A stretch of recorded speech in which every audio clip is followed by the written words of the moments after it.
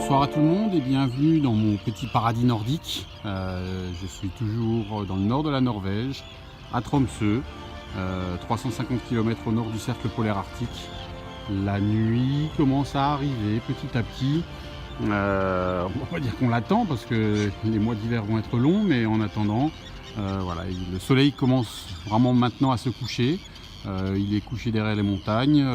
Ça va pas être complètement noir cette nuit encore parce que il est à peu près 10 h du soir et le soleil se couche. Il va se relever vers 2h30, 3 h du matin. Donc entre les deux, c'est une pénombre de plus en plus accentuée. Mais c'est surtout à partir de septembre où on commencera à avoir de la nuit. Si je vous retrouve ici ce soir, c'est pour vous parler un petit peu de composition. Parce que je vous ai montré un peu les différents endroits pour l'instant dans lesquels j'aime photographier. Je voulais aussi vous parler un petit peu des règles de base que je respecte. Rien de comment dire, révolutionnaire, ce sont les bases de la photographie de paysage, mais je voulais vous en parler un petit peu ce soir devant ce paysage devant lequel je me trouve ce soir. Donc je suis au bord du lac Prestvanet, au sommet de l'île de Tromsø. Pour vous dire, voilà, j'habite pas très loin de la tour que vous voyez de l'autre côté du lac, donc je suis vraiment pas très loin. Et on a une belle lumière, une fois de plus, on a une très belle journée, très ensoleillée après quelques jours de perturbations, de nuages. Mais c'est le temps de saison, donc tout à fait normal. Et aujourd'hui, on avait une journée magnifique. Alors vous voyez, comme je le disais précédemment, le soleil s'est couché.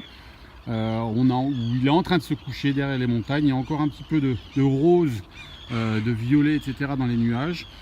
J'ai déjà pris des photos parce que je voulais le faire avant que la lumière ne disparaisse complètement. En tout cas, cette belle lumière rose, orangée, pourpre dans les nuages. Donc j'ai déjà fait des photos, ce qui va vous permettre de parler un petit peu de ce que j'ai recherché à faire ce soir.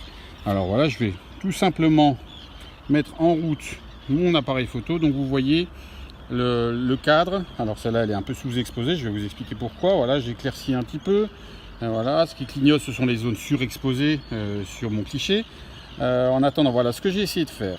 Donc en photographie de paysage, ce qui marche très souvent, c'est la règle des tiers, plus ou moins respectée. On n'est pas au degré près et au centimètre près, mais en attendant d'essayer de respecter la règle des tiers. Alors il se trouve que aussi ce soir, vous le voyez, j'ai de jolis nuages, les nuages dont je parlais précédemment, qui encadrent un peu mon horizon, avec les montagnes qui se reflètent dans le lac, les arbres en deuxième plan. Et ces nuages faisaient vraiment, là ils commencent un petit peu à se disloquer, mais faisaient vraiment un beau cadre à cet horizon. Et j'ai également intégré une partie du premier plan avec ces herbes qui sont très calmes ce soir. Il n'y a pas de vent, il n'y a rien du tout, c'est vraiment très agréable. Et voilà, donc ce que j'ai essayé de faire, et ce que je vais vous remontrer donc sur la photo ici, donc vous voyez il y a un bon gros tiers de ciel pour que je puisse encadrer les nuages. Il y a mon horizon qui se reflète dans le lac et mon premier plan ici d'herbe. Voilà donc ma composition entière, légèrement décalée avec un horizon qui est très légèrement centré, mais surtout pas centré du tout, à part si je recherche un effet particulier. Par exemple là je ferai une image centrée pour montrer le reflet. Mais comme l'eau est quand même légèrement troublée par une mini brise, je n'aurai pas une réflexion parfaite. Donc c'est pas ce que je vais rechercher du tout ce soir. Ce que je vais rechercher ce soir, c'est vraiment d'avoir ces nuages qui encadrent mon horizon et mon premier plan ici d'herbe, pour avoir une image qui globalement sera un tiers de ciel, un tiers de nuages, l'horizon, le lac, et un petit tiers d'herbe au premier plan. Ça, c'est ce que je vois sur mon appareil photo. Évidemment, quand je serai sur mon ordinateur, quand je vais retoucher les images, je pourrai toujours recadrer un petit peu l'image pour vraiment tomber sur quelque chose qui se rapprochera de la règle des tiers. La règle des tiers, c'est très simple pour ceux qui ne connaissent pas. C'est un tiers de ciel, deux tiers de premier plan, un tiers de premier plan, deux tiers de ciel. C'est en gros d'éviter de mettre l'horizon en plein milieu de l'image, parce qu'on a une image qui est plate, qui manque de dynamisme. Sauf, je le répète, si on recherche un effet particulier, comme par exemple des réflexions, des reflets dans l'eau.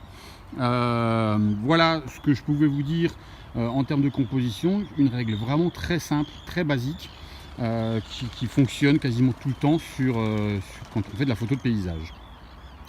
Sortir de cette règle, c'est évidemment possible. Il y a toujours possibilité, par exemple, de jouer avec quelque chose de ce type-là. On donne vraiment énormément d'accent au ciel. Je ne le fais pas aujourd'hui parce que même si on a quelques nuages dans le ciel, on a quand même un ciel qui est globalement assez bleu, assez uniforme. Et on aurait beaucoup trop d'importance donnée à ce ciel qui manque un tout petit peu de structure.